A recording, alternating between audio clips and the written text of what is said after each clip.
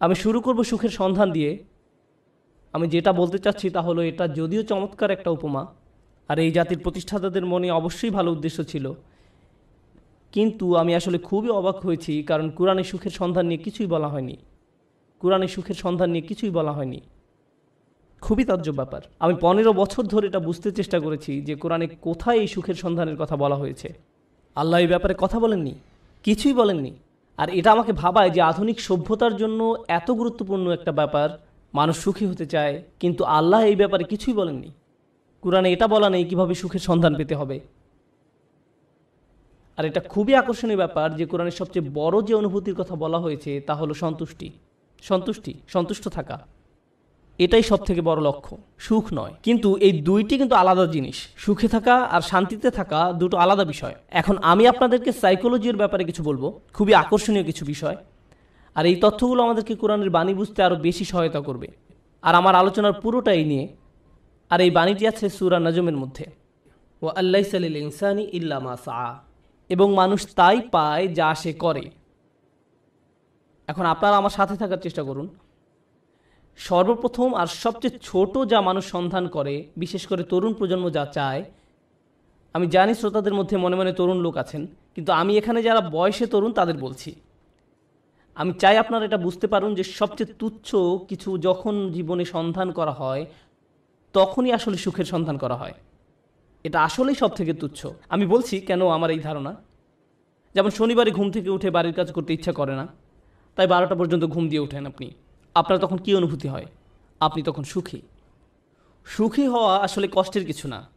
কোনো ছেলে সারা রাত ভিডিও গেমস খেললো, তার মাথা ব্যথা করে, কিন্তু যেহেতু সে গেমস শেষ করতে পেরেছে তাই সে সুখী। কেউ কাজে যাওয়ার আগে ফোন পায় যে আজকে আবহাওয়া খারাপ, তাই কাজে যেতে হবে না, এতেই তার সুখ বোধ করে। সুখ পাওয়া খুবই সহজ, বিশেষ করে ছোট জিনিসের ক্ষেত্রে। অবশ্য সম্পর্কের থেকে সুখী হওয়া এর চেয়ে কঠিন। বাবা মাকে সুখী করা, অথবা বাবা মা যেন আমার উপরে খুশি থাকে, এটা করা কঠিন। আর স্ত্রীকে খুশি করা, এটা নিয়ে কথা না বলাই ভালো। আসুন আমরা এটা নিয়ে কথা না বলি। কিন্তু শুধু নিজের জন্য, যেমন আপনি একটা সিনেমা দেখলেন, আপনি এতেই খুশি। অথবা আপনার বন্ধুর সাথে দেখা হলো, আপনি খুশি। আপনি আপনার পছন্দের রেস্টুরেন্টে খেতে গেলেন, আপনি অনেক খুশি। এটা খুব কঠিন কিছু না। কিন্তু এটা যেমন দ্রুত আসে তেমনি দ্রুত চলে যায় এবং আপনার আবার ভালো না লাগা শুরু হয়। আপনি হতাশ হয়ে যান এবং আবার সুখী হওয়ার চেষ্টা করেন। এটা অনেকটাই মাদকাসক্তির মতো, কারণ এটা আপনার সাথে সর্বদা থাকে না। আর এটাই হলো সবচেয়ে নিম্ন স্তরের সন্ধান। তাই মানুষ যখন বলে আমি শুধু সুখী হতে চাই, আমি আসলে জানি না সে কি বোঝাতে চাচ্ছে। কারণ কোনো মানুষই সবসময় সুখী নয়। আল্লাহ আমাদেরকে অনেক অনুভূতি দিয়েছেন এই জীবন অভিজ্ঞতা অর্জনের জন্য, এবং এর সবগুলোই সুস্থ জীবনের অংশ। সুখ হলো এদের একটি মাত্র। যদি আপনার আকাঙ্ক্ষা শুধু সুখী হওয়া হয়, তাহলে আমাকে বলতেই হচ্ছে যে আপনি হতাশ হবেন। সুখ কখনোই ঘটবে না, আপনি কখনোই চিরসুখী হতে পারবেন না। এটা আসলে এভাবে কাজ করে না। আমি বলছি না যে আপনাকে হতাশ হতে হবে। আমি যা বলতে চাচ্ছি তা হলো সংগ্রামও জীবনের একটি অংশ। যখন আপনি বার্ষিক পরীক্ষার জন্য প্রস্তুত হচ্ছেন, আপনি কিন্তু সুখী নন। বা 3 ঘন্টার পরীক্ষার মাঝে আপনি সুখী নন। যারা ব্যায়াম করেন তারা তাতে সুখ পান না। হ্যাঁ, ফলাফল দেখে তারা অবশ্যই সুখী হন, কিন্তু ঘাম ঝরানো পরিশ্রম করার সময় নিশ্চয়ই তারা সুখী নন। নিজের চেহারা দেখলেই বুঝতে পারবেন, ঠিক যেন সিলভেস্টার ট্যালনের মতো। যাই হোক, তাহলে সবচেয়ে নিম্ন স্তরের আকাঙ্ক্ষা কি? সুখ। আসুন এবার পরের ধাপ দেখি। পরের ধাপ মানে এটা অর্জন করতে আরও চেষ্টা করতে হয়। আর আমার বর্ণনায় আমি যতই উপরের ধাপে যাব, সেটা অর্জনের জন্য ততই কষ্ট করতে হবে। তো এর পরের ধাপ হলো কুল দেখানোর আকাঙ্ক্ষা। এটা সুখের আকাঙ্ক্ষা নয়। আকাঙ্ক্ষা হলো কুল হওয়ার। কুল হওয়া মানে হলো কেউ আমাকে নিয়ে ঠাট্টা করবে না, আমি বাকি সবার মতোই হব।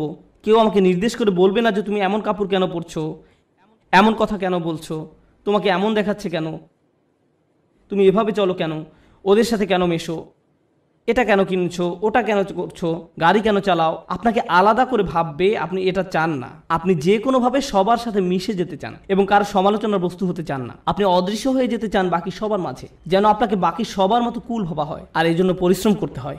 উদাহরণ হিসাবে বলা যায়, আপনারা যারা হাই স্কুলে পড়ছেন, আপনি স্কুলে কী পোশাক পরে যাচ্ছেন সেটা আসলেই একটা বড় ব্যাপার। আপনি যখন আলমারি থেকে একটা কাপড় বের করেন বা জুতা হাতে নেন পরার জন্য, তখন আপনার মনে এই প্রশ্ন আসে যে কে আপনার পোশাক নিয়ে মজা করতে পারে। সত্যি আপনার মনে এই ভাবনাটি আসে?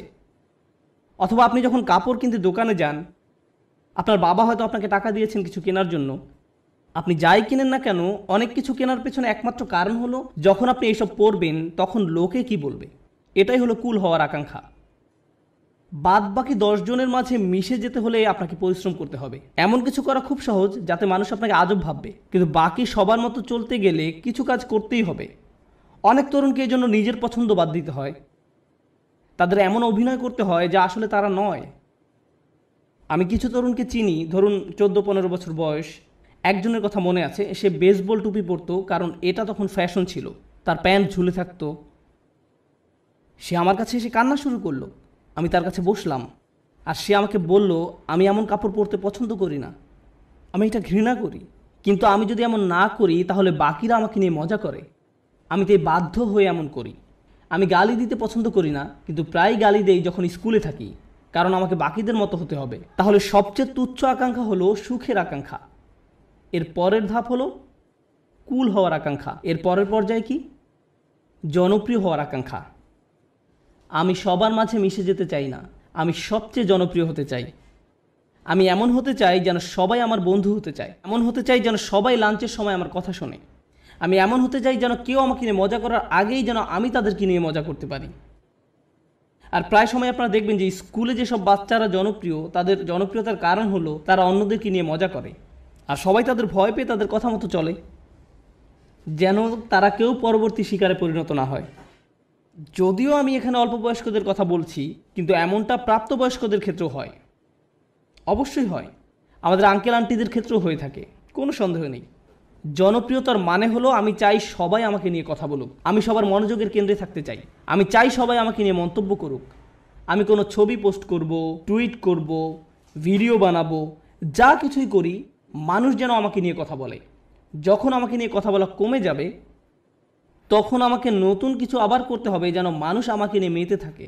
জনপ্রিয়তার আকাঙ্ক্ষা খুবই আজব একটি জিনিস, কারণ এর কারণে মানুষ নিজেই নিজের অপমান করে। যেমন মিউজিক ইন্ডাস্ট্রিতে যখন এমন হয় কোনো শিল্পীর গান খুব হিট করলো, সবাই সেই গান ডাউনলোড করলো, তারপর যখন তার জনপ্রিয়তা কমে গেল তখন তাকে নিজেকে অপমানিত করতে হবে, নোংরা ভিডিও বানাতে হবে বা কোনো কাহিনী তৈরি করা যেন পত্রিকাগুলো তাকে নিয়ে মেতে থাকে। অন্তত সেখানে জনপ্রিয়তা থাকবে, কারণ তারা নিজের গুণের কারণে আর জনপ্রিয়তা পাচ্ছে না, তাদের পরের গানগুলো বা ভিডিওগুলো আগের মতো বিক্রি হচ্ছে না। এটাই হলো জনপ্রিয়তার আকাঙ্ক্ষা। জনপ্রিয় হওয়ার জন্য পরিশ্রম করতে হয়, টাকা পয়সা খরচ করতে হয়, সময় দিতে হয়, নিজের ভাবমূর্তির জন্য কাজ করতে হয়, আর ভাবমূর্তি রক্ষা করাই তখন সবচেয়ে গুরুত্বপূর্ণ হয়ে যায়। সমাজে অবস্থান ধরে রাখাই তখন মুখ্য হয়ে দাঁড়ায়। এটা হলো পরের পর্যায়, কিন্তু এর উপরে আরও ধাপ আছে। এরপর এর উপরে রয়েছে আর এক ধরনের প্রচেষ্টা, সেটা হলো সম্মানের পেছনে ছুটে চলা। কলেজের ছাত্রদের কাছে এটা বেশি গুরুত্বপূর্ণ প্রাথমিক বা হাই স্কুলের ছাত্রদের চেয়ে। এইমাত্র আমি কি বললাম? সবার নিচে সুখ, তারপরে কি? কুল, সামাজিকতা, তারপর জনপ্রিয়তা। সম্মান মানে হলো আপনি আপনার নিজের সাথে এমন কিছু যুক্ত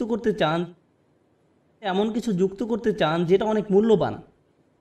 আপনি মানুষকে বলতে চান, জানো আমি হার্ভার্ডে গিয়েছিলাম। আপনি তাদের বলেন না যে আপনি সেখানে সাপ্তাহিক ছুটি কাটাতে গিয়েছিলেন, আপনার বন্ধুর সাথে দেখা করতে গিয়েছিলেন, কিন্তু আপনি আপনার নিজের নামের সাথে একই বাক্যে হার্ভার্ড শব্দটা ব্যবহার করতে ভালোবাসেন। সত্যি কথা হলো আপনি যদি হার্ভার্ডের নবীন ছাত্র হন, আপনি কি অর্জন করেছেন? কিছুই না। আপনি শুধু সেই ভার্সিটিতে পড়েন, কিন্তু আপনি নিজের নামের সাথে একটা সম্মানিত প্রতিষ্ঠানের নাম যোগ করতে পছন্দ করেন। নিজের নামের সাথে একটা মর্যাদাপূর্ণ ব্র্যান্ডের নাম যুক্ত করতে আপনার ভালো লাগে। আপনার নির্দিষ্ট ব্র্যান্ডের পোশাক পরতে ভালো লাগে, এবং যদি ব্র্যান্ডের লেবেল দেখা না যায় আপনি অন্য মানুষের সাথে এমনভাবে কথা বলেন যেন তারা বাধ্য হয়ে প্রশ্ন করে আপনি এটা কোথা থেকে কিনেছেন। আপনি যেন বলতে পারেন যে এটা আরমানি ব্র্যান্ড বা এটা কিছু একটা, কারণ আপনি চান নিজের নামের সাথে সেই ব্র্যান্ডের নাম যুক্ত করতে। নতুন কোনো ব্র্যান্ডের গাড়ি বাজারে আসলে কোন গাড়ি আপনি চালাচ্ছেন, কোন ধরনের পোশাক আপনি পরছেন, কোন ধরনের মানুষের সাথে আপনি মিশছেন, সেলফি এজন্য তোলে না যেন আপনি তাদের মনে রাখতে পারেন, আপনি এজন্য সেলফি তোলেন যেন ছবিটা পোস্ট করতে পারেন, যেন অন্য মানুষ আপনাকে বেশি গুরুত্বপূর্ণ ভাবে, কারণ আপনি সেই বিশেষ ব্যক্তির পাশে দাঁড়িয়ে আছেন। এটা সম্মানের একটা ব্যাপার হয়ে দাঁড়ায়। ছবি তোলা যদি শুধু আপনার জন্য হয় দারুণ ব্যাপার, কিন্তু এটা আসলে অন্য মানুষদের জানানো যে আপনি কতটা অসাম, অন্যদের সাথে মিলে কোনো কিছু অর্জন করতে পারার জন্য নয়। কিন্তু মুসলিম সমাজে অন্য এক ধরনের মর্যাদা আমাদের বাবা মারা অনেক সময় পান, আর তা হলো তারা তাদের সন্তানকে হাফেজ বানাতে চান। ও এবং ডাক্তার। আর যদি হয় হাফেজ ডাক্তার, তাহলে তো কথাই নেই, তারা দিন ও দুনিয়া দুটোই পেয়ে গেছে। রব্বানা আতিনা ফিদ দুনিয়া হাসানা ওয়া ফিল আখিরাতি হাসানা, কাজ এখানেই হয়ে গেছে। কিন্তু তারা মানুষকে বলতে পছন্দ করে যে জানো সে একজন হাফেজ।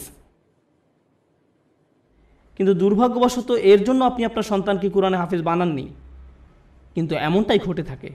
আমরা এখন কোন পর্যায়ে আছি? সম্মান। এটা অনেক বড় ব্যাপার হবে যখন আপনি আপনার প্রথম চাকরিটা পাবেন, হয়তো মাইক্রোসফট বা অন্য কোথাও, কে জানে।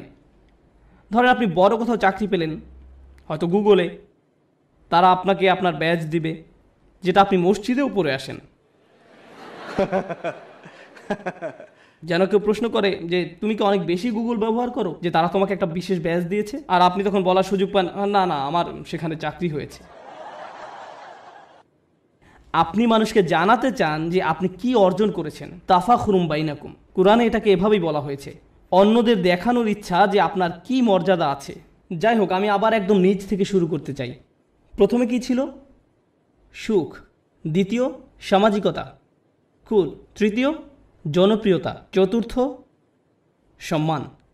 তার উপরে টাকার পিছনে ছুটে চলা। কিছু মানুষ আছে যারা সুখকে পাত্তা দেয় না, তারা সামাজিকতার কথা ভাবে না, তারা জনপ্রিয়তা চায় না, এমনকি সম্মানও নয়। একটা জিনিসকে তারা গুরুত্ব দেয়, আর সেটা হলো টাকা। তারা জানে কিভাবে অনেক টাকা উপার্জন করতে হয়। এই মানুষগুলো ময়লা জামা, পুরনো ছেঁড়া জিন্স পরে থাকে, 88 মাজদা মিয়াটা গাড়ি চালায়, কিন্তু এই সব নিয়ে তাদের কোনো ভ্রুক্ষেপ নেই, কারণ তারা মাসে $10 মিলিয়ন উপার্জন করে। আমার এমন মানুষের সাথে দেখা হয়েছে যারা বছরে শত শত মিলিয়ন ডলার উপার্জন করে, এবং আপনি বুঝবেনই না সেটা, কারণ তার চুল উস্কো খুস্কো, তার মধ্যে এক অন্যরকম ভাব আছে যে সে ব্যস্ত, বা ব্যস্ততার জন্য নাও হতে পারে, কারণ সে এগুলো পাত্তাই দেয় না। সে শুধু জানে কিভাবে ব্যবসা করতে হয়। ব্যবসায় সে একটা বিস্ময়, আর সেটা নিয়েই সে শুধু চিন্তা করে। সে খালি এটাই চিন্তা করে যে বিক্রয় কিভাবে বাড়ানো যায়, কিভাবে ব্যবসার আরও সম্প্রসারণ হবে, কিভাবে আমি নতুন ওয়্যার হাউস খুলবো। সুবহানাল্লাহ, তারা অবিশ্বাস্য ধরনের মানুষ। যাই হোক, ময়ের উপরে উঠলে কি আরও কঠোর পরিশ্রম করতে হয়। সুখী হতে কোনো পরিশ্রম করতে হয় না, সবার মতো হতে কিছু পরিশ্রম করতে হয়, জনপ্রিয় হতে আরও কিছু কাজ করতে হয়, সম্মান বা সম্মানিত কিছুর সাথে জড়িত হওয়ার জন্য আরও শ্রম দিতে হয়, অনেক টাকা কামাতে হলে অনেক শ্রম দিতে হয়। এক অবিশ্বাস্য রকমের কর্মস্পৃহা লাগে, তারা কোনো বিরতি নেয় না। এর উপরেও উঁচু স্তর আছে। যাই হোক, আমি যখন বলছিলাম কিছু একটা করতে বেশি শ্রম দিতে হয়, যখনই আমি কোনো উঁচু লেভেলের কথা বলি, আপনাকে সেখানে যেতে বেশি কষ্ট সহ্য করতে হবে, আপনাকে যন্ত্রণা সহ্য করতে হবে সেখানে পৌঁছাতে। সুতরাং আমরা এখন টাকার উপরে লেভেলে আছি, আর টাকার উপরে সেই মানুষটা শুধু 1 নম্বর হতে চায়। তারা যে কোনো কাজে চরম উৎকর্ষতা অর্জন করতে চায়, তারা অন্যদের ছাড়িয়ে যেতে চায়। আমি শুধু আমার কোম্পানির প্রোগ্রামার হতে চাই না, আমি এই কোম্পানির শীর্ষস্থানীয় প্রোগ্রামার হতে চাই। আমি শুধু এই ক্লাসের ছাত্রই হতে চাই না, আমি 1 নম্বর হতে চাই। আমি শুধু এসএটি পরীক্ষায় বেশি নম্বর পেতে চাই না, আমি সর্বোচ্চ নম্বর পেতে চাই। আমি শুধু বাস্কেটবল খেলোয়াড় হতে চাই না, আমি এনবিএতে যেতে চাই, আর আমি এমভিপি হতে চাই। কখনোই খুশি হতে পারে না। তারা শুধু নিজেদেরকে আরো কঠোর পরিশ্রম প্রচেষ্টা চালাতেই থাকে, তারপরেও তারা নিজেদেরকে নিয়ে সন্তুষ্ট হতে পারে না। এই ধরনের মানুষরা তাদের কাজে চরম উৎকর্ষ অর্জন করতে সক্ষম হয়, সেটা পড়াশোনায় হোক, শরীরচর্চায় হোক, বা অ্যাথলেটিক হোক, তাদের কর্মক্ষেত্রে, তাদের গবেষণা যাই হোক না কেন, তারা তাদের শীর্ষস্থান অর্জন করা চাই। তাদের 1 নম্বর হতে হবে। নিজেদের নিয়ে কখনোই খুশি হতে পারে না। তারা নিজেদেরকে কার সাথে তুলনা করে এটা জানা খুব গুরুত্বপূর্ণ। নিজেকে তারা গতকালকের সাথে তুলনা করে। তারা আর কাউকেই পাত্তা দেয় না, কারো দিকে তাকায় না। তারা জানে তারা আরও ভালো করতে পারে, তাই তারা কখনোই সন্তুষ্ট হতে পারে না। তারা কখনো কাজ না করে বসে থাকে না। তারা সব সময় বলতে থাকে আমাকে আরও কাজ করতে হবে। অন্য সবাই হয়তো বলবে আপনি সত্যিই বিস্ময়কর, কি চমৎকার কাজ করেছেন আপনি, তো তাতে কি, আমি জানি এর চেয়েও ভালো করার ক্ষমতা আমার আছে। তাই তারা মানুষের প্রশংসা, সুনাম কিছুকেই গুরুত্ব দেয় না। যারা ভাবে যে তারা আসলে দারুণ কাজ করছে, কিছুকেই গুরুত্ব দেয় না। তারা চেষ্টা করেই যায়। আর এমন একটা উদাহরণ হলো মাইকেল ফেলপস, ঠিক কিনা? কত মানুষ তার প্রশংসা করেছে সব রেকর্ড ভেঙে ফেলার জন্য, কিন্তু আপনার কি ধারণা যে সে বসে ভাবছে আমি তো রেকর্ড ভেঙেছি, এখন আমার সম্মান আছে, তাই আমি এখন কিছুটা অবসর নিতে পারি? সে কি অর্জনের চেষ্টা করেছে? উৎকর্ষতা। তাই সে কখনোই সন্তুষ্ট হতে পারবে না। সে চেষ্টা করতেই থাকবে, মেশিনের মতো সামনে যেতেই থাকবে আরও দ্রুত গতিতে। এমন মানুষ দুনিয়াতে খুব কমই আছে, খুবই কম। অনেকেই এখানে বসে আছেন যারা স্কুলে পাশ করার গ্রেড পেলেই খুশি। তখনই তারা সুখের খোঁজে প্লে স্টেশন নিয়ে খেলতে বসে যায়। আবার এমনও মানুষ আছে যারা 99 পেলেও নিজের উপর অসন্তুষ্ট হয়, কিভাবে আমি এই ভুলটা করলাম। এমনটা সাধারণত ছেলেরা করে না, মেয়েরা করে। উৎকর্ষতা অর্জনের ব্যাপারে কথা বলতে বলতে আরও একটা কথা বলতে চাই, যে আমি জীবিকা অর্জনের জন্য কি করি। আমার সত্যিকার অর্থে কোনো চাকরি নেই, কিন্তু আমার ক্যারিয়ারের একটা অংশ হলো যে আমি কম বয়স্ক ছেলে মেয়েদেরকে আরবি শেখাই। এটা একটা বেশ ইন্টেন্সিভ প্রোগ্রাম। তাদের আরবি কিছুটা শেখাতে 9 মাস লেগে যায়। ক্লাসের অর্ধেক থাকে ছেলে আর অর্ধেক মেয়ে, 30 জন ছেলে 30 জন মেয়ে। মেয়েরা গত 5 বছর ধরেই পরীক্ষায় ছেলেদের চেয়ে অনেক ভালো নাম্বার পেয়েছে, খুবই ভালো করেছে তারা। কিন্তু ছেলেরা ক্রমাগতভাবেই খুশি। মেয়েরা সবসময় মন খারাপ করে থাকে, আমাকে বলে, উস্তাদ আমি জানি আমি 100 পেয়েছি, কিন্তু আমি নিশ্চিত নই যে আমি ঠিকমতো বুঝতে পেরেছি কিনা। এদিকে এক ছেলে 25 নম্বর পেয়েছে আর সে বলছে, ওকে ওকে আমি বুঝতে পেরেছি। আমি পুরোপুরি ভিন্ন প্রজাতির মানুষদের সাথে কাজ করছি একই ক্লাসরুমের মধ্যে, তাদের পুরোপুরি ভিন্ন মন মানসিকতা। তাই আমার ছেলেদের বলতে হয় যে মন দাও, অপদার্থ কোথাকার, তুমি বোঝোনি, কিছু কাজ করো। আর এদিকে মেয়েদেরকে আমার বলতে হয়, শান্ত হও, তুমি ঠিকই বুঝতে পেরেছো। আমি তো ছেলেদেরকে বলতে পারি না হালকাভাবে নিতে, কারণ এর চেয়ে বেশি হালকাভাবে নেওয়া যায় না, এটা সম্ভব নয়। সুতরাং আমরা কোথায় পৌঁছেছি, কি নিয়ে কথা বলছিলাম? ও ঠিক আছে, আমাকে একটু সাহায্য করুন। একদম নিচ থেকে আবার শুরু করতে চাই। সুখ, সামাজিকতা, জনপ্রিয়তা, সম্মান, টাকা, উৎকর্ষ। উৎকর্ষের উপর কি থাকতে পারে? উৎকর্ষের উপরও একটা কিছু আছে, আর সেটা হলো প্রভাব। আমি কি পেলাম সেটা গুরুত্বপূর্ণ নয়। আমি গুরুত্ব দেই না যদি আমি অন্যদের চেয়ে বেশি টাকা উপার্জন করি। আমি পাত্তা দেই না যদিও আমি 1 নম্বর। আমার কাছে সেটা গুরুত্বপূর্ণ নয়। আমি অন্যদের জন্য কিছু করতে চাই, আমি একটা উত্তরাধিকার রেখে যেতে চাই। যখন আমি চলে যাব দুনিয়ার বুকে আমি আমার চিহ্ন রেখে যেতে চাই, যে আমি কিছু একটা করেছি যেটা এই জায়গাটাকে অন্যদের জন্য আরও ভালো জায়গায় পরিণত করেছে। আমি প্রভাব বিস্তারকারী ব্যক্তি হতে চাই অন্য জিনিসের উপরে এবং অন্য মানুষের উপরে, আমার চারপাশের পরিবেশের উপরে। আমরা এখন অমুসলিমদের কথা বলছি, আমরা এখনো বিশ্বাসীদের কথা বলছি না। আমরা জানি এমন মানুষ আছে যারা MBA শেষ করেছে সবচেয়ে ভালো ভার্সিটি থেকে, যারা হয়তো লাখ টাকা স্যালারি পেতে পারতো ভার্সিটি থেকে বের হয়ে, তারা সেই বেতন ত্যাগ করে এমন প্রতিষ্ঠানে যোগ দিচ্ছে যারা সামাজিক দায়বদ্ধতার জন্য কাজ করে। তারা অনেক কম বেতন নিচ্ছে কারণ তারা টাকায় বিশ্বাস করে না, তারা অনেক বেশি প্রভাবের উপর বিশ্বাস করে। তাই তারা বরঞ্চ এমন প্রতিষ্ঠানের সাথে কাজ করছে যারা শিক্ষা পদ্ধতিকে পুনর্গঠন করতে সাহায্য করছে। বা কোনো ডাক্তার যে হয়তো অনেক টাকা উপার্জন করতে পারত, যে রেসিডেন্সি শেষ করে কাজে যোগদান করতে প্রস্তুত, সেই সময় সিদ্ধান্ত নিল যে সে 3 বছর ডক্টরস উইদাউট বর্ডার্স NGO-তে কাটাবে। আপনি এমনটা শুনেছেন কখনো? আপনার জীবনের ঝুঁকি থাকে এদের সাথে কাজ করতে।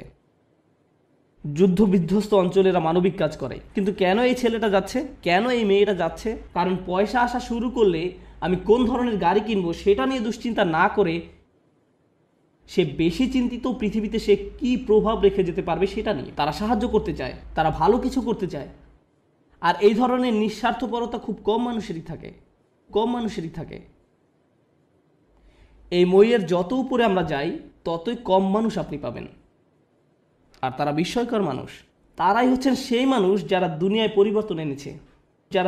পরিবর্তন এনেছে।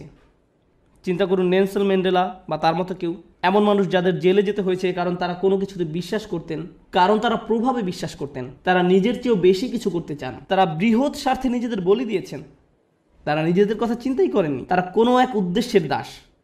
আর তাই এই মানুষগুলো হলো সেই মানুষ যারা প্রভাবের জন্য কাজ করে। তারা উৎকর্ষ সাধনকারীদের চেয়েও অনেক উপরে। উৎকর্ষ এই মানুষগুলোর জন্য স্বয়ংক্রিয়ভাবেই চলে আসে। উৎকর্ষ সাধন করা তাদের লক্ষ্য নয়, এটা উপজাত হিসেবেই আসে। কেন জানেন? কারণ যদি আপনি সেরকম প্রভাব রাখতে চান, আপনাকে অনবরত চেষ্টা করেই যেতে হবে। আপনি হয়তো ভাবতে পারেন যে প্রভাব সৃষ্টি এটাই হয়তো সর্বোচ্চ শিখর, কিন্তু না, এর থেকেও বড় কিছু আছে। এর উপরে আছে চূড়ান্ত সত্য। কেউ কেউ ন্যায়ের খোঁজ করে, কেউ কেউ সত্যের খোঁজ করে, কেউ কেউ আদর্শের খোঁজ করে। যারা ন্যায় বিশ্বাস করে, আর ন্যায় এমন একটা জিনিস সেটা আপনি পরিপূর্ণভাবে দুনিয়াতে দেখবেন না, দেখবেন, কিন্তু তারা এর পরোয়া করে না, তারা এটার জন্যই কাজ করেন। ও আরেকটি ব্যাপার, যখন আপনি এমন কিছু করতে চান যেটার দুনিয়াতে কোনো নজির নেই, তখন সেটা করাটাই সবচেয়ে কঠিন কাজ। তখন যদি আপনি সামান্য একটু পরিবর্তন দেখেন, তাতেও আপনি উদ্দীপ্ত হয়ে যান, আপনি অনুপ্রাণিত হন এবং এটি আপনাকে আরও সামনের দিকে এগিয়ে নিয়ে যায়। কিন্তু আপনি যখন এমন একটা আদর্শের জন্য কাজ করবেন, ন্যায়ের জন্য, আপনি হয়তো ন্যায় কখনোই দেখবেন না, কখনোই দেখবেন না। এই লোকেরা কেমন করে নিজেদেরকে অনুপ্রেরণা দিবে যখন তারা এমন কিছুর জন্য কাজ করে যেটা দেখা যাচ্ছে না? এরাই হচ্ছে সবচেয়ে অসাধারণ, সবচেয়ে সহনশীল ব্যক্তি। একবার তারা একটা আদর্শের পিছনে পড়লো, সবাই তাকে পাগল ভাবলো, কিন্তু তার কিছু এসে যায় না, তারা এগিয়েই চলেন। তাই এখন আমি শুরু করতে চাচ্ছি একদম সর্বোচ্চটা দিয়ে, যেটা হলো সত্যের খোঁজ। প্রসঙ্গত বলে রাখি যে আমাদের সকল নবী আলাইহিস সালামের পথই ছিল সত্যের অন্বেষণ, সত্যের অন্বেষণ। তারা মানুষের সাথে সত্যটা শেয়ার করতে আগ্রহী ছিলেন। এবং অনেক সময়ই রাসূলুল্লাহ সাল্লাল্লাহু আলাইহি ওয়াসাল্লাম হাদিস থেকে আমরা জানি কিয়ামতের দিন অনেকেই, মানে অনেক নবী আল্লাহর সামনে দাঁড়াবেন যাদের পেছনে কোনো অনুসারীই থাকবে না, একজন অনুসারীও নয়, এক বা দুই না, একেবারে শূন্য, শূন্য। তাদের লক্ষ্যটা কি ছিল? সত্য। তাদের প্রভাব কতটুকু ছিল? শূন্য। কিন্তু আল্লাহর দৃষ্টিতে তারা পুরোপুরি সফল। হ্যাঁ নাকি না? হ্যাঁ। এখন আমাদেরকে একটা জিনিস বুঝতে হবে, আমরা আবার এই শ্রেণী বিভাগেই যাচ্ছি, কিন্তু আমি শুধু শেষের 4টার উপরে ফোকাস করছি, অথবা হয়তো শেষ 5টার উপরে। প্রথমে কথা বলি উৎকর্ষ। আপনি যখন উৎকর্ষের খোঁজ করেন, তখন আপনি কাকে নিয়ে কখনো সন্তুষ্ট থাকেন না? নিজেকে নিয়ে। প্রশ্ন হলো, কেন আপনি নিজেকে নিয়ে সন্তুষ্ট নন? কারণ আপনি নিজেকে শুধু উন্নতিই করতে চান না, এটা কারণ নয়। যদি আপনি ইসলামের দৃষ্টিকোণ থেকে আলোচনা করেন, আপনি নিজেকে নিয়ে সন্তুষ্ট নন এই কারণে যে আপনার প্রত্যেকেরই প্রভাব সৃষ্টির চেষ্টা করার কথা ছিল, আপনার নিজেকে নয় বরং অন্যকে নিয়ে চিন্তা করার কথা ছিল। আর এই কারণে আপনি নিজেকে নিয়ে সন্তুষ্ট হতেন না। আপনি যা ভাবছেন, আল্লাহ আসলে আপনার উপর তার থেকেও বেশি দায়িত্ব দিয়েছেন। আমি চাই যে আপনারা দুটো জিনিস নিয়ে চিন্তা করুন। এটা কোরআনের একটি অন্যতম শক্তিশালী বক্তব্য। যেহেতু এটা পরিষ্কারভাবে অনুবাদ করা হয়নি, তাই অনেক সমস্যা সৃষ্টি করে। লা ইউকাল্লিফুল্লাহু নাফসান ইল্লা উসআহা। আল্লাহ কোনো ব্যক্তির উপরই বোঝা দেন না। এখন যেই অংশটা আসছে সেটা হচ্ছে দুর্বল অনুবাদ, তাদের সাধ্যের অতিরিক্ত। আল্লাহ আপনার উপর সেই বোঝা চাপাবেন না যা আপনি বহন করতে পারবেন না। এই অনুবাদের জন্য আরবিটা হওয়া দরকার ছিল লা ইউকাল্লিফুল্লাহু নাফসান ইল্লা বিউসইহা। তাদের সাধ্য পর্যন্ত বোঝাতে সেখানে একটা বা থাকার কথা ছিল, কিন্তু শব্দটা হচ্ছে ইল্লা উসআহা, অর্থাৎ কাল্লাফাল্লাহু উসআনা। অর্থটি এখন পুরোই পরিবর্তিত হয়ে গেছে। প্রচলিত অনুবাদটা একদম ন্যূনতম অর্থ প্রকাশ করে, কিন্তু আপনি জানেন এই আয়াতের সত্যিকার অর্থ কি? আপনার মাঝে যে সম্ভাবনা আছে তার অতিরিক্ত কোনো কিছুর বোঝা আল্লাহ আপনাকে দেননি। ভেবে দেখুন আমি কি বলছি। আল্লাহ আপনাকে এমন কিছু বোঝা দেননি যেটা আপনার মাঝে যেই সম্ভাবনা আছে তার অতিরিক্ত। আপনার মাঝে কি আরো উন্নতি করার সম্ভাবনা আছে? হ্যাঁ। আপনি কি আরো বেশি করতে পারতেন? হ্যাঁ। এবং যেটা করতে পারেন কিন্তু করেননি, আল্লাহ আপনাকে সেটার জন্য জিজ্ঞাসাবাদ করবেন। শুধু একদম ন্যূনতম দায়িত্বটুকু নয়, বরং সর্বোচ্চটুকু। আল্লাহ চান যে আপনি নিজেকে উন্নত করতে থাকুন এবং দেখান যে আপনি আসলে কতটুকু নেয়ার জন্য তৈরি ছিলেন। এটাই হচ্ছে এখানে প্রচেষ্টার ধারণা। আমরা সুখের অন্বেষণে অস্থির নই, বরং ওটা এর সাথে বোনাস হিসাবে আল্লাহ দেবেন। আমরা অন্যের কাছে কুল বা পরিপাটি হিসাবে পরিচিত হতে চাই না। কেউ একজন একটা বোকার মতো কাজ করেছে এবং আপনি ওই নির্বোধের মতোই কাজ করতে চাচ্ছেন। আমরা কারো কাছে জনপ্রিয় হতেও আগ্রহী নই। কেন জানেন? কারণ সবার যাদের জীবনের উদ্দেশ্য সম্পর্কে কোনো ধারণা নেই, আপনি তাদের মাঝে জনপ্রিয় হতে চান মানে হচ্ছে আপনি তাদের মাঝে সবচাইতে বোকা। আমরা সম্মানের কাঙালও নই, কারণ আমরা জানি সম্মান আসে আল্লাহর তরফ থেকে। অনেক নবী ছিলেন গৃহহীন, কিন্তু তাদের সম্মান ছিল। নবীদেরকে মানুষরা ধিক্কার দিত, কিন্তু তারপরও তাদের ছিল উচ্চ সম্মান। এখন আমাদের কাছে সম্মানের সংজ্ঞাটাই ভুল। আমরা ভুল জিনিসের সাথে এটাকে জড়িয়ে ফেলেছি। ঠিক আছে? যখন উৎকৃষ্ট হবার চেষ্টা করার ব্যাপার আসে, আমাদের মুসলিমদের মাঝারি ধরনের জিনিসে সন্তুষ্ট হবার অবকাশ নেই, কোনো সুযোগ নেই। আপনি একজন মুসলিম হিসেবে নিজেকে আরও উন্নত করার জন্য ক্রমাগত চেষ্টা করতে থাকবেন। আপনি যে কাজই করে থাকেন না কেন, আপনি যদি মুখস্থ করে থাকেন তাহলে আপনি আরও বেশি মুখস্থ করার চেষ্টা করুন। আপনি যদি পড়াশোনা করে থাকেন তাহলে আরও বেশি পড়াশোনার চেষ্টা করুন। আপনি যদি কাজ করে থাকেন তাহলে আপনি আরও বেশি কাজ করার চেষ্টা করুন। আপনি যদি স্বেচ্ছাসেবী হয়ে থাকেন তাহলে আরও বেশি স্বেচ্ছাসেবা করার চেষ্টা করুন, বিশেষভাবে যখন আপনার বয়স কম। কারণ এখন দায়িত্ব অনেক কম। কিন্তু আমার হোমওয়ার্ক আছে, হ্যাঁ, কিন্তু সেটা এমন কোনো দায়িত্ব নয়। দায়িত্ব তখনই আসবে যখন আপনি বিয়ে করবেন, যখন আপনার সন্তান থাকবে। এখন আপনি মুক্ত। এখন আপনার যে স্বাধীনতা আছে সেটা জীবনের আর কোনো পর্যায়েই থাকবে না। পেছনে বসে ভিডিও গেমস খেলার সময় নয় এটা। এখন শুধু বসে থেকে মুভির পর মুভি দেখা, মুভির পর মুভি দেখার সময় নয়। এখন সময় নয় যে নতুন অ্যাভেঞ্জার্স বা এরকম কিছু নিয়ে আপনি ব্যস্ত থাকবেন, এটা সেই সময় নয়। পুরো পৃথিবী অপেক্ষা করছে আপনি কি প্রভাব ফেলবেন দুনিয়াতে সেটার জন্য। আপনি এমনি এমনি বসে সময় নষ্ট করতে পারেন না। অন্যরা করতে পারে, ভালো, তাদের কোনো বৃহত্তর লক্ষ্য নেই, কিন্তু আপনাকে হতে হবে শ্রেষ্ঠ, কারণ আপনি এখন থেকেই প্রভাব সৃষ্টি করা নিয়ে চিন্তা করেন। দর্শকদের মাঝে বসে থাকা প্রত্যেক তরুণ ছেলে এবং মেয়ের চিন্তা করা উচিত, আল্লাহ আমাকে কি দিয়েছেন, আমাকে আল্লাহ কোন গুণটি দিয়েছেন, এবং এই গুণটি দিয়ে আমি দুনিয়াতে কি পরিবর্তন আনতে পারি, এই গুণ দিয়ে আমি কি করব। আর আপনি যখন এটা নিয়ে চিন্তা করবেন, তখন আপনি সত্যিকারভাবে বুঝতে পারবেন আপনি কিসের জন্য কাজ করছেন। আপনি কাজ করছেন আল্লাহর সাথে দেখা হবার স্বপ্ন নিয়ে, এবং সেটাই হচ্ছে আমাদের আসল সত্য। আপনি আল্লাহকে এটা দেখাতে চান যে আপনি আপনার সামর্থ্যের মধ্যে যা আছে তার সবটুকু করেছেন। সবচেয়ে ভালো ঘুমের অভ্যাস আপনার থাকা উচিত, সবচেয়ে ভালো খাবার, সবচেয়ে ভালো ব্যায়াম করার অভ্যাস আপনার থাকা উচিত, আপনার হওয়া উচিত সবচেয়ে ভালো ইবাদতকারী, আপনার হওয়া উচিত সবচেয়ে পড়াশোনায় উন্নত।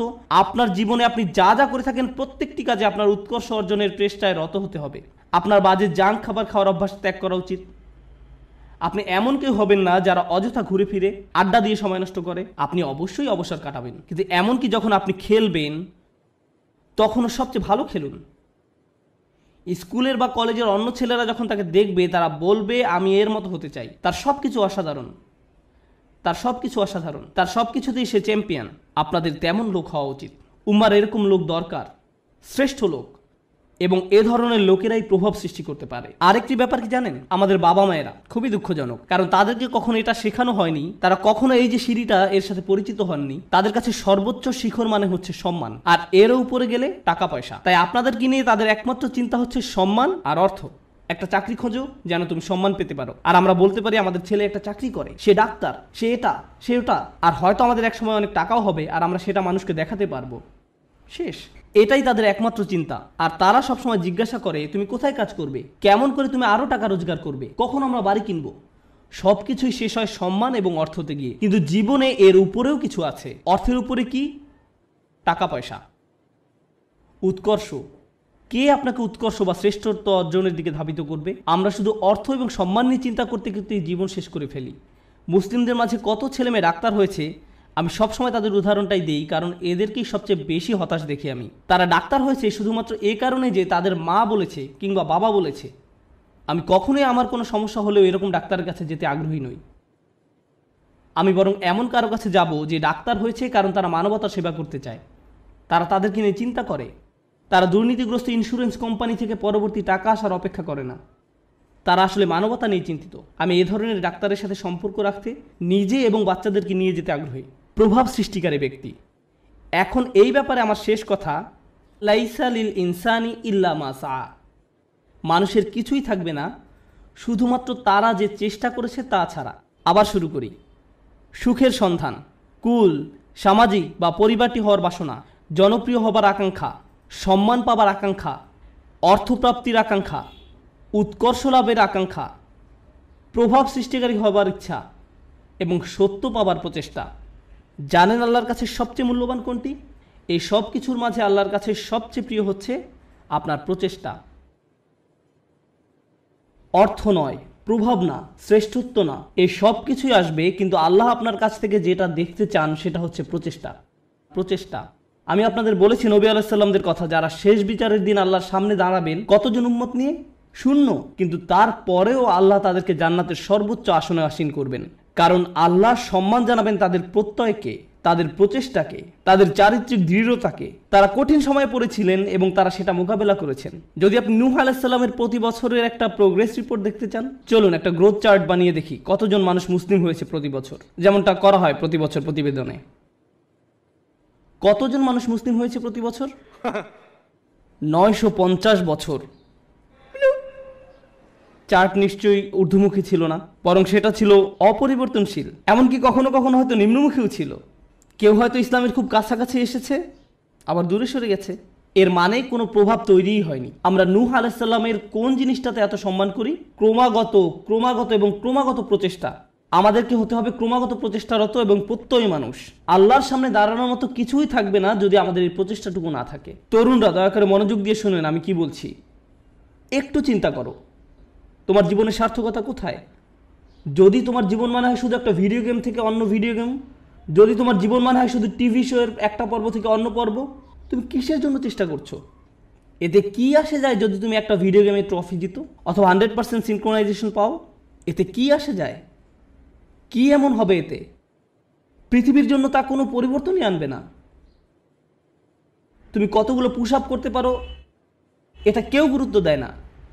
তোমাকে এর চেয়ে বেশি কিছু চিন্তা করতে হবে, এর চেয়ে বড় উচ্চ মর্যাদাশীল কিছু চিন্তা করতে হবে। এবং যখন তুমি সেটা করা শুরু করবে, আল্লাহ তোমাকে সুখ দিবেন। যখন তুমি সত্যিকার অর্থেই চেষ্টা করবে, জীবনটা তখন অর্থবহ হবে। আর জীবনটা যখন অর্থবহ হবে, সুখ এবং আনন্দ এনে দেবে। যখন তোমার জীবনে কোনো প্রচেষ্টা থাকবে না, তখন জীবনের কোনো অর্থ তুমি খুঁজে পাবে না। তুমি তখন কোনো কিছুতেই কোনো সুখ বা আনন্দ খুঁজে পাবে না। তুমি যতই গান শোনো, তুমি যতই ঘুরতে বেড়াতে যাও, যতই পার্টি করো, তোমার জীবনে কখনোই সুখের দেখা পাবে না। তোমার সব সময় বিরক্ত লাগবে, নিজের কাছে নিজেকে ভালো লাগবে না। গুরুত্বপূর্ণ হচ্ছে প্রত্যয়, যেটা তোমাকে উপলব্ধি করতে হবে। তোমাদের তরুণ প্রজন্মকে হতে হবে অসম্ভব, অসম্ভব এবং অসম্ভব প্রত্যয়ী। আল্লাহ বলছেন ওয়ান্না সায়াহু সাউফা ইউরা। আমার খুবই পছন্দের একটি আয়াত, এবং আমি এই আয়াতটি দিয়ে শেষ করতে চাই। এবং তার প্রচেষ্টা বা প্রত্যয় খুব শীঘ্রই দেখা যাবে।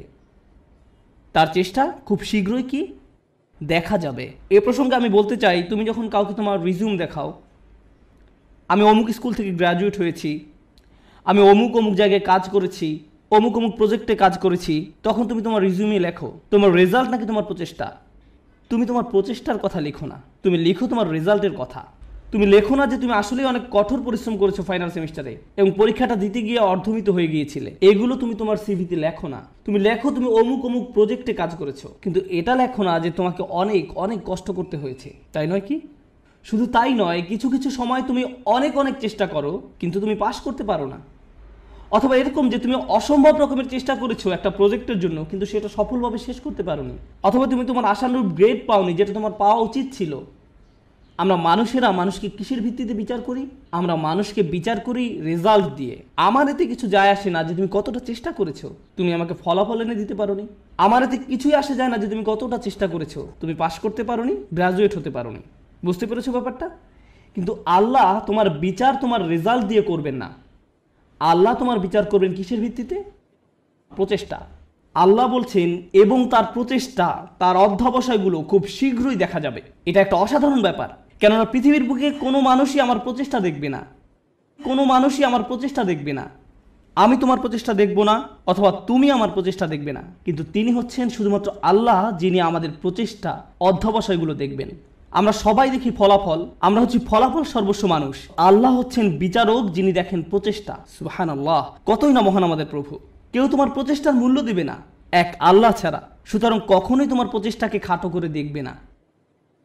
মানুষ হয়তো মূল্য দিচ্ছে না তুমি যে কাজগুলো করছো, এবং তুমিও সাথে সাথে ভাবতে শুরু করে দাও যে এগুলোর আসলেই কোনো মূল্য নেই। কিন্তু মনে রেখো, এটা মূল্যবান আল্লাহর কাছে। আল্লাহর কাছে এটা অত্যন্ত মূল্যবান। আজকের আলোচনা ওই অংশটা বিশেষভাবে বোনদের জন্য ছিল, কারণ তারা কঠোর পরিশ্রম করে এবং তাদের মনে হয় এই চেষ্টায় কোনোভাবেই কিছু হবার নয়। ছেলেরা এমন নয়, কারণ ছেলেরা কোনো খাটুনি করে না এবং তারা মনে করে যে আমি অনেক করেছি, আমি কত কঠোর চেষ্টা করেছি। ছেলেরা নিজেদের সাথে মিথ্যাচার বন্ধ করো। তোমাদের নিজেদের এটা বলা বন্ধ করতে হবে যে তুমি যথেষ্ট করেছো। তোমার অলসতা দূর করতে হবে। ভাইরা, শয়তান তোমাদের ধ্বংস করে দিচ্ছে, সে তোমাদের ধ্বংস করছে। তোমরা এত অলস। নিজেদের কাছে যুক্তি দেওয়া বন্ধ করো এবং কাজ করো, বেশি করে কাজ করো, আবেদন করতে থাকো, করতেই থাকো, অন্যদের সাথে এই ব্যাপারে কথা বলতে থাকো, নেটওয়ার্কিং করো। থেমে যেয়ে বলো না যে আমি সব রকম চেষ্টা করেছি তারপর ফল পাইনি। না, তুমি সব রকমের চেষ্টা করোনি। উদ্যম হারিও না। এটা করা তোমাদের শিখতে হবে। তোমরা তোমাদের বোনদের কাছ থেকে শেখো। তারা হলো একটু একটু অপেক্ষা করো, আমি তোমাদের ব্যাপারেও বলবো। কিছুক্ষণ পরেই তোমরা আর খুশি হবে না। তোমাদের সমস্যা কি জানো? সুখের সন্ধানের কথা এখন ভুলে যাও। তোমাদের সমস্যা হলো তোমরা সর্বদা নিজেদের ব্যাপারে অনিশ্চিত। তোমরা সবসময় ভাবছো আমি যথেষ্ট নই বা আমি হিসেবের মধ্যেই নেই। হাততালি থামাও। তোমাদের ব্যাপারগুলো সহজভাবে নিতে হবে। তোমাদেরকে বলছি না, তোমাদের এমনিতেই সব কিছু যথেষ্ট। হালকাভাবে নাও। মাশাআল্লাহ, মাশাআল্লাহ। অপরপক্ষে তোমাদের শান্ত হওয়া দরকার।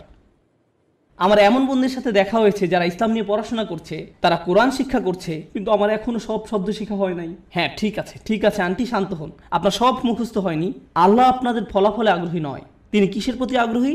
তিনি আগ্রহী আপনার প্রচেষ্টায়। আপনার প্রচেষ্টায় ফলাফল নিয়ে উদ্বিগ্ন হওয়া বন্ধ করুন। আপনি আবার ফল নিয়ে খুব দুশ্চিন্তা করবেন না। আপনি এখনো যা জানেন না, যেটা এখনো অর্জন করতে পারেন নাই, সেটা নিয়ে আপনি বড্ড বেশি ভাবেন। অর্জন নিয়ে চিন্তা করা বন্ধ করুন এবং আন্তরিক, অকৃত্রিম, সর্বোচ্চ যতখানি সম্ভব চেষ্টা করে যায়। আমি বলছি এমনটা করলে আল্লাহর কাছ থেকে ফলাফল আসবেই, কিন্তু সেটা তার সময়সূচি অনুযায়ী আসবে, আপনার নয়। দুইজন মানুষ একদম একই পরিমাণে চেষ্টা করবে, কোনো একজন দেখা যাবে তার চেষ্টার ফলাফল নগদে পেয়ে যাবে এবং কাউকে বছরের পর বছর অপেক্ষা করতে হবে সমানভাবে ফল পাওয়ার জন্য। এটা আল্লাহর হাতে। এজন্য আপনি বলতে পারেন না সে তো অনেক সুফল পেয়ে গেল আর আমি কিছুই পেলাম না, আমরা তো একই রকমের চেষ্টা করলাম। এটা ঠিক না, না না না, এটা পুরোপুরি অন্যায্য। কারণ সেই হিসেব আল্লাহর কাছে ন্যস্ত এবং আল্লাহ শুধু এটাই দেখতে চেয়েছেন যে আপনি কতটা চেষ্টা করেন। ধরুন দুজন মানুষ একদম একই পরীক্ষা দিল। আমার ক্লাসে এমনটা ঘটেছিল, তারা একদম একই পরীক্ষা দেয়। একজন অনেক বেশি পরিশ্রম করে, সে দিন রাত সারাক্ষণ পড়াশোনা করে। এই প্রোগ্রামে আসার আগে সে আমার বন্ধু ছিল, আমরা দুজন বন্ধু ছিলাম। আমি এখন তার শিক্ষক এবং আমি তাকে বলছি যে চলো ঘুরতে যাই। না, আমাকে পড়তে হবে। আমি তোমার শিক্ষক? না না, আমাকে পড়তে হবে, পরীক্ষা আছে। আমি তোমার পরীক্ষা সহজ করে নিব, আমি তোমাকে অতিরিক্ত ক্রেডিট দিব। না, আমার পড়া আছে। এই মানুষটা দিন রাত পড়াশোনা করে। আমি জানি যে সে কি পরিমাণ চেষ্টা করলো, তার প্রচেষ্টার কথা আমি জানি। কিন্তু জানেন, সে তার ক্যারিয়ারে খুব উজ্জ্বল, ব্যবসায় এত দক্ষ, পেশাগতভাবে ভীষণ চটপটে ছিল। কিন্তু ব্যাপারটা এমন যেন আল্লাহ তাকে আরবি শেখার জন্য তৈরি করেনি। সে যত বেশি শিখুক না কেন, সে বেশি নম্বর তুলতে পারতো না। কোন মতো পাশ করতো, কোনো মতেই পাশ করতো প্রতিবারই। আর তার পাশের ছেলেটাই অতিরিক্ত প্রতিভাবান, আমার দেখা সবচেয়ে অলস এক মানুষ। সে ক্লাসে সারাক্ষণ ঘুমাতো, কিন্তু সে প্রত্যেকবারই 99 বা 100 পেত। এতে আমার খুবই রাগ হতো। আমি সেই ছেলেকে শূন্য পেতে দেখতে চাইতাম। আমি চাইতাম যে সে শূন্য পাক, আমি যেন তাকে পরীক্ষার খাতা দিয়ে কঠিনভাবে চড় মারতে পারি। আর যেই মানুষটা পড়তে পড়তে নিজেকে শেষ করে দিচ্ছে, সে পরীক্ষায় ব্যর্থ হচ্ছে। শিক্ষক হিসাবে আমি হতাশ হয়ে গিয়েছিলাম। সেই ছাত্রের অবস্থা তাহলে কি চিন্তা করুন। শিক্ষক হিসাবে আমি হতাশ। কিভাবে সম্ভব যে এই ছেলেটা কোনো চেষ্টাই করে না আর সে ভালো ফল পাচ্ছে, এবং এই মানুষটা যত ধরনের চেষ্টা সম্ভব করছে আর সে কোনো ফলই পাচ্ছে না। মনে হতো যেন এটা অন্যায্য। কিন্তু জানেন কি, যখন এই দুই মানুষ আল্লাহর সামনে এসে দাঁড়াবে এবং দুজনই বলবে যে আমি আল্লাহর জন্য আরবি শিখেছিলাম, হে প্রভু, আমি আপনাকে সন্তুষ্ট করার জন্য আরবি শিখছিলাম, আল্লাহ তখন বলবেন দেখি তোমরা কি করেছো। তাদের মধ্যে একজন দেখাবে 99 আর একজন দেখাবে 20 নম্বর। সেদিন আল্লাহর কাছে কোনটা বেশি মূল্যবান হবে?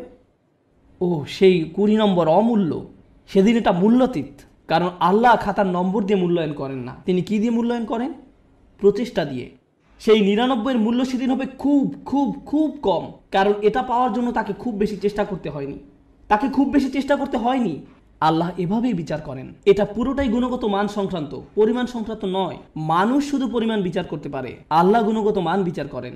আপনি এখন যা করছেন তার মান বিচার করুন, আপনার যাপিত জীবনের মান নির্ণয় করুন, আপনি যেই দিনটা পার করলেন তার মান, সকালে কি ধরনের নাস্তা আপনি খেয়েছেন, আপনি কার সাথে কথা বলেছেন, আপনি কিভাবে সময় ব্যয় করেছেন, আপনি কি করেছেন, আপনার দিনের মান কেমন ছিল, সেটা আগে ঠিক করুন এবং ইনশাআল্লাহ তাআলা তবে এই উম্মতের ভবিষ্যৎ খুব উজ্জ্বল। কারণ আপনি একবার যদি পরম সত্যের ব্যাপারে চিন্তা করা শুরু করেন এবং আপনি প্রভাব নিয়ে চিন্তা করা শুরু করেন, তবে এই ঘর থেকে নতুন চিন্তা ভাবনা আসা শুরু করবে, সৃজনশীলতা আসা শুরু করবে, নিত্য নতুন প্রজেক্ট আসা শুরু করবে, যেটা ক্রমান্বয়ে দুনিয়াকে বদলে দিতে পারে, সেটা দুনিয়াকে প্রভাবিত করতে পারে যেমনটা আর কখনো করেনি। মুসলিম তরুণ সম্প্রদায় এটা করতেই সক্ষম।